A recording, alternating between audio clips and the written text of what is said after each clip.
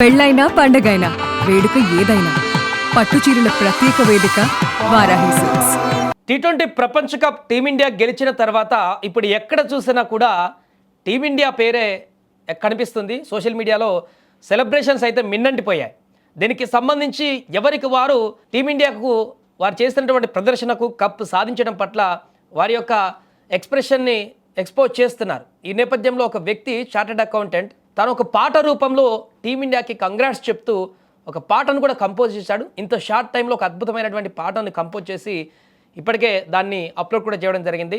So ఒకసారి అతనెవరు, ఏం పాట అనేది కూడా పూర్తి వివరాలు మనం తెలుసుకునేటువంటి ప్రయత్నం చేద్దాం. మనతో పాటు ఆ పాట రచించినటువంటి మణికంఠ చార్టెడ్ అకౌంట్ అయినప్పటికీ కూడా ప్యాషన్ తోటి, క్రికెట్ మీద ఉన్నటువంటి ఇష్టంతో కప్ గెలిచినటువంటి శుభ సందర్భాన్ని ఒక మంచి పాటను రాశారు. వారితోని జూమ్లో మాట్లాడేటువంటి ప్రయత్నం చేద్దాం. మణికంఠ గారు నమస్తే అండి. నమస్తే సార్. ఫస్ట్ ఆఫ్ ఆల్ మీతో మాట్లాడే ముందు ఒకసారి ఆ పాట ఏందనేది కూడా మన వ్యూవర్స్కి వినిపించిన తర్వాత మనం డిబేట్ని కంటిన్యూ చేద్దాం. షూర్ సార్, షూర్, తప్పకుండా. వీరుల్లాగా గెలిచారు, విజయ ఢంకా మోగించారు, ప్రపంచ కప్ నే సాధించారు, మాకు సాధ్యం కానిది లేదనిపించారు. జయ హో భారత్, జయ జయ హో భారత్, फिर से हम बन गया है विश्व विजय.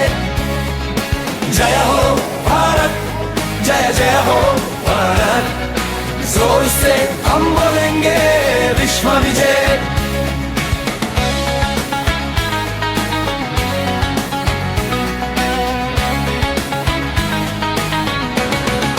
టార్గెట్ ఎంతైనా ఛేదించేశారు, ఎన్ని సవాళ్ళు ఎదురైనా ఎదురొత్తి నిలిచారు. బౌలర్ ఎవరైనా పాదడం మొదలు పెట్టారు, ఏ హద్దులు లేకుండా చెలరాగిపోయారు. సంజు, ఇషాన్, సూర్య, డూబే, హార్దిక్, తిలక్, మన బ్యాటింగ్ లైనప్ మొత్తంలోన ఉందో హై కిక్. జయ హో భారత్, జయ జయ హో భారత్, फिर से हम बन गया विश्व विजय.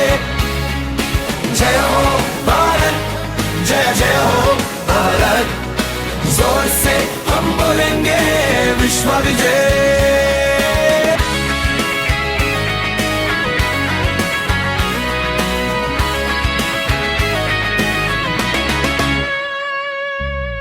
బ్యాట్స్మన్ ఎవరున్నా బోల్తా కొట్టించారు, ఫీల్డింగ్ లో కూడా మెరుపుల్లా కదిలారు. మ్యాచ్లు గెలిచే క్యాచ్లనే ఎన్నో పట్టారు, దేశం విజయం కోసం ఎంతగానో చెమటోడ్చారు.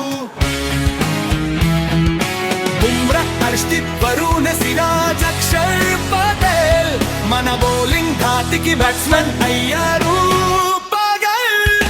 జయ హో భారత్, జయ జయ హో भारत, फिर से हम बन गया विश्व विजय.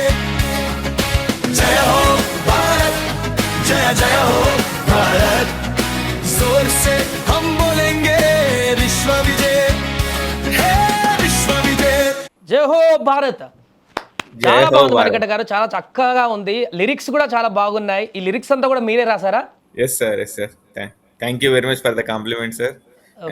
ఎప్పుడు రాశారు? నిన్న నైట్ మ్యాచ్ అయిపోయింది, 12 వరకు అడావిడిలో ఉన్నారు అంటారు. ఎప్పుడు రాశారు, ఎప్పుడు కంపోజ్ చేశారు, ఎప్పుడు పెట్టేశారు ఇదంతా?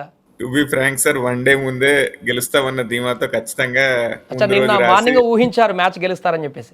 ఖచ్చితంగా గెలుస్తామని ఊహించి ప్రెడిక్ట్ చేసి రాశాను. And one day short span టైంలోనే మ్యూజిక్ డైరెక్టర్ దగ్గర హెల్ప్ తీసుకుని కంపోజ్ చేయించేసి వన్ డేలో పబ్లిష్ చేశాను సార్. చాలా షార్ట్ స్పాన్ లో చేశాను, బట్ చాలా బాగా వచ్చింది.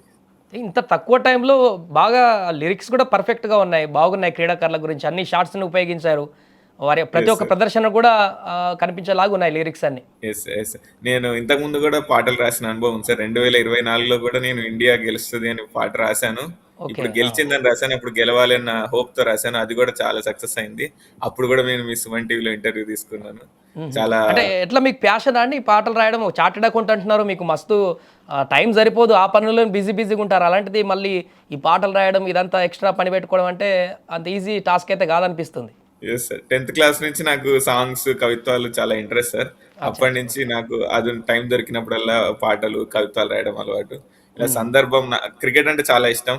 ఓకే. చిన్నప్పటి నుంచి మా నాన్న దగ్గర నుంచి నాకు క్రికెట్ చాలా ఇంట్రెస్ట్ పెరిగిపోయింది.